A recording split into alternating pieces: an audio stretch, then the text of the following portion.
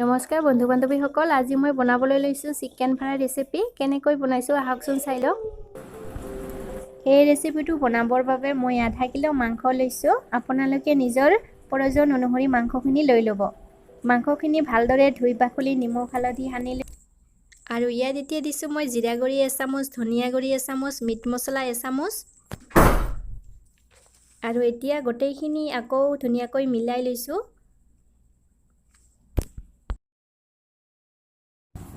তাৰপিছত দুটা পিঁয়াজ মই এনেদৰে সৰু সৰুকৈ কাটি লৈছোঁ। দুটা বিলাহী দীঘলে দীঘলে কাটি লৈছোঁ আৰু লৈছোঁ আদা নহৰুৰ পেষ্ট। আৰু আমাক লাগিব আলু মই দুটা এনেদৰে সৰু সৰুকৈ টুকুৰা টুকুৰিকৈ কাটি লৈছোঁ। চিকেন ফ্ৰাই বনাবলৈ গেছ জ্বলাই গেছৰ ওপৰত কেৰাহীখন গৰম হ'বলৈ দিছোঁ। আৰু কেৰাহীখন এতিয়া গৰম হৈছে। ইয়াত দিছোঁ মই প্ৰয়োজন অনুসৰি ৰিফাইন তেল। আৰু ৰিফাইন তেলখিনি গৰম হোৱাত প্ৰথমে দুটা শুকান জলকীয়া দি দিছোঁ। আৰু এখিলা তেজপাত মই এনেদৰে টুকুৰা টুকুৰি কৰি দিছোঁ। লং এলাচি দিছোঁ, ডালচেনি আৰু জালুক কেইটামান দি দিলোঁ। আৰু এইখিনি এবাৰ লৰাই দি কাটি ৰখা পিঁয়াজখিনি দি দিলোঁ। আৰু পিঁয়াজখিনি ভাজি ল'ম অলপ সময়ৰ কাৰণে, অলপ ৰংচুৱা পৰালৈকে। পিঁয়াজখিনি অলপ ভাজি লোৱাৰ পিছত ইয়াত দিছোঁ মই দীঘলে দীঘলে কাটি ৰখা বিলাহীৰ টুকুৰা কেইটা। বিলাহীখিনি অলপ সময় ভাজি ল'ম। বিলাহীখিনি সোনকালে সিজি যায়, সেইবাবে বিলাহীখিনি ডাঙৰকৈ কাটি লৈছোঁ। আপুনি বিচাৰিলে সৰু সৰুকৈ কাটি দিব পাৰে, নহ'লে বিলাহীৰ পেষ্ট বনাইও ল'ব পাৰে।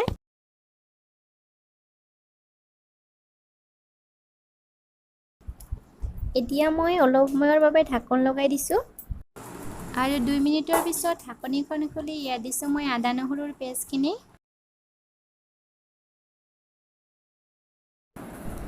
আদা নহৰুৰ পেষ্টখিনি দি পেলাই এইখিনি এতিয়া আকৌ ভালদৰে ভাজি ল'ব লাগিব। আৰু ইয়াত দিছোঁ অকণমান জলকীয়া গুড়ি আৰু এইখিনি মিলাই লৈছোঁ।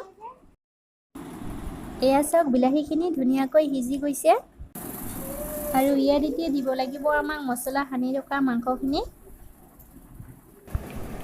আৰু গোটেইখিনি এতিয়া ভালদৰে মিহলি কৰি লৰাই দিছোঁ।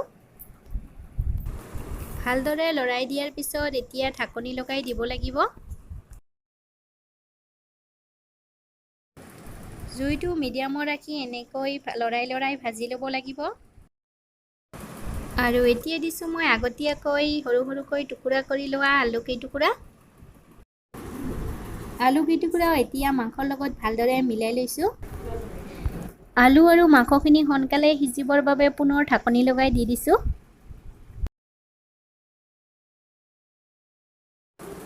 এয়া চাওক প্ৰায় মাংসখিনি সিজিয়ে গৈছে।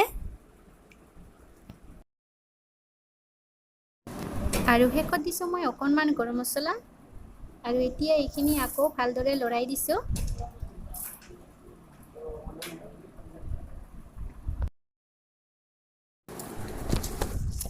আপোনালোকে এনেকৈ খাইছেনে? যদি নাই খোৱা এবাৰ বনাই খাই চাব, নিশ্চয় বহুত ভাল পাব। খুবেই টেষ্টি হয় খাবলৈ। আৰু এতিয়া মই চিকেন ফ্ৰাই ৰেডি হৈ গ'ল। গেছটো অফ কৰি দিছোঁ। বন্ধু বান্ধৱীসকল, আজি ৰেচিপিটো যদি ভাল পালে লাইক এটা কৰি দিব, লগতে শ্বেয়াৰ কৰিব। আৰু ৰেচিপিটো কেনে পালে কমেণ্ট কৰি জনাব। যদি মোৰ চেনেলটো ছাবস্ক্ৰাইব কৰা নাই, প্লিজ ছাবস্ক্ৰাইব কৰি ল'ব। কাষত থকা বেল আইকনটো ক্লিক কৰি দিব, তেতিয়া মই দিয়া ভিডিঅ'বোৰ সোনকালে পাই যাব। ধন্যবাদ।